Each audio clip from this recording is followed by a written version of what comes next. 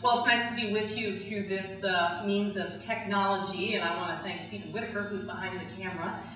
Jean Marie, I think, has probably just talked to you about what it's like to be a pastor when a disaster strikes, and so she and I had agreed that I would talk to you just for a few minutes about what it's like to be an unprepared presbytery when a disaster strikes. I told Jean Marie that when I was asked to do this, I said I would do it, but I am absolutely no expert about this. I am only an example of an unprepared executive presbyter who was around when a disaster struck. I'll describe the disaster in Great Rivers Presbytery, which is central Illinois, for you just a little bit. The entire western border of our presbytery is the Mississippi River, and it's quite a long section of the Mississippi River. It's also quite a rural area. There are really no cities that are right along the floodplain of the Mississippi there. Even the one city that's there is Quincy, and the city itself is up high above the river, so the city didn't flood. But in mid-June, you might remember that the state of Iowa basically went underwater, and all of that water poured into the Mississippi River just north of where our presbytery is, and all of that water came down the Mississippi River rushing very fast. I knew that people in our presbytery would be affected by it, but I've spent about half of my adult life in that part of the state of Iowa and Illinois, so I also knew that we probably wouldn't have very many Presbyterian people who were affected by this flooding, and that's the way it turned out to be. As far as we know, in all the flooding that happened there along the Mississippi, only one Presbyterian family had water that came all the way up to the first floor of their house, and a few Presbyterian farmers had their land flooded by the river when it came out of its banks. But what happened in our presbytery is that a levee broke right near one of our churches. It broke in Henderson County, Illinois, which is a very rural county. Only 8,400 people in the entire county. I know some of you can't even imagine what that would be like. There is one red, yellow, green stop-and-go traffic light in the entire county. There's one county nurse that serves that county and the county to the north of it, which is also in our presbytery. There is a sheriff. I don't think there are any grocery stores. There's a Casey's store, but I don't think there are any grocery stores in the entire county. So you get a picture of what that county is like. On the Tuesday morning before General Assembly started this year, my cell phone rang about 5:30 in the morning, and it was the pastor who lives closest to where this levee break happened. I picked up my phone and he said, "Sue, the levee broke, there are people in the water, they are sending helicopters for them." Now I live 90 miles away from where this happened. So I told him I would be there as soon as I could, and I started to get dressed and get ready to go.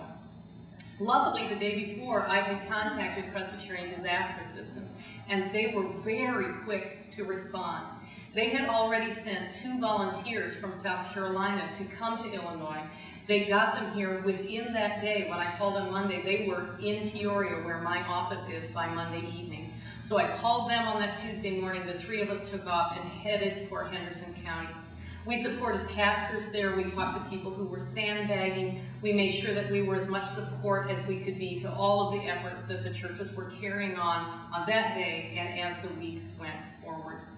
It has turned out that it is an overwhelming mess to deal with. Some of you have lived in places where there have been floods.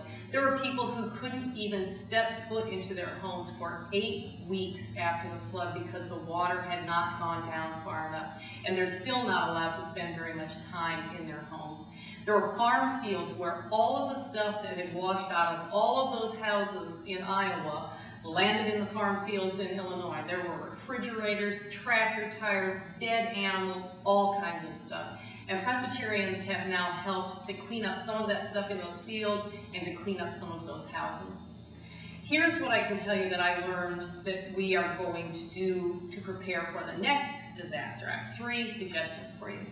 The first one is we're putting together a disaster response team so that when the next disaster strikes, we will know who to call and what to do and how to proceed. Because in this case, because we were so completely unprepared, I got all the phone calls, I followed up on that, and then we had to figure out what to do from there. One of the things we've done with our PDA money is to hire 2 people to be our disaster response coordinators. So that has taken all of the pressure really off of the Presbyterian office.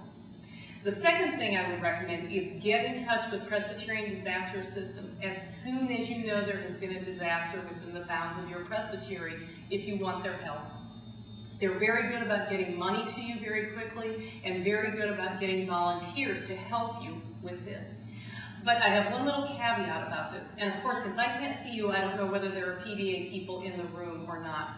But it was clear to me in interacting with the first two people who came to our Presbyterian, that I met several other groups of PDA volunteers, both in Iowa and Illinois, that a part of their training must be that they are told to be very gentle with the people whom they encounter where there is a disaster. Because I spent hours and hours with these first two PDA volunteers, and we made small talk a lot of the time. I was kind of waiting for them to tell me what to do, and it finally became clear to me that they were waiting for me to ask the right questions.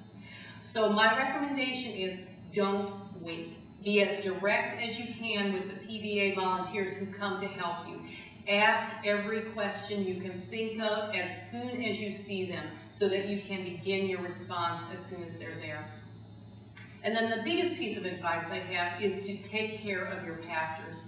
In our case, we had one pastor especially who became completely absorbed by the disaster that happened in this very rural county where he is the Presbyterian pastor. And I could see how it could happen. Sometimes, I know I've been a rural pastor, it can get a little boring sometimes. And if you went into the ministry to help people and you just, one week after the next is just the same, when something like this happens, it hooks you. And you just live on adrenaline 24 hours a day. And that's what happened to our pastor there. But the people in his church were not directly affected by the flood. And they began to resent all of the time that he was spending addressing the issues that had to do with the flood.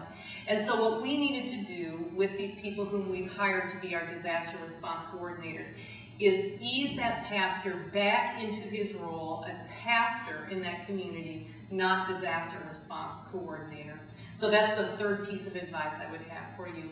Take care of your pastors, help them to move back as soon as they can into their role of being pastors and provide support to them.